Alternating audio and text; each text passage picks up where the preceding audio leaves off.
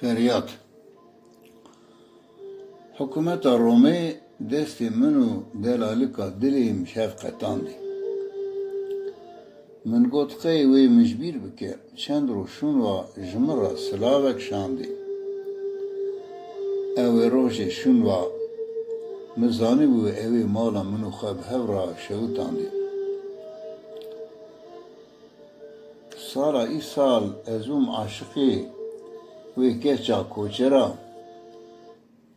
halê min xirab e, ez bi roj û bi şev digirîm, çavêm xalî nabe ji hêsira.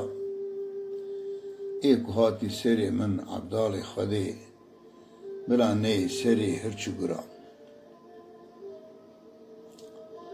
Dîlberê te çawa terka min kir, li welatê xerîb ez hîştim bê kes û bê eqreba. Heta kengê em ê wiha bin, xwezî rêkê ronî li me veba.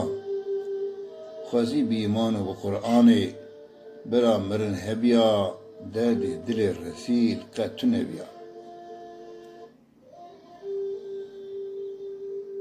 Keşka delal rêya gundê we bişewite ber bi pale.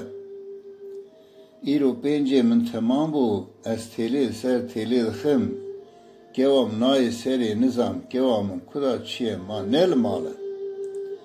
Xwedê zane bê dîlbera xwe îdare nakim, wele ez nexweşim, min e sebre, min e hale.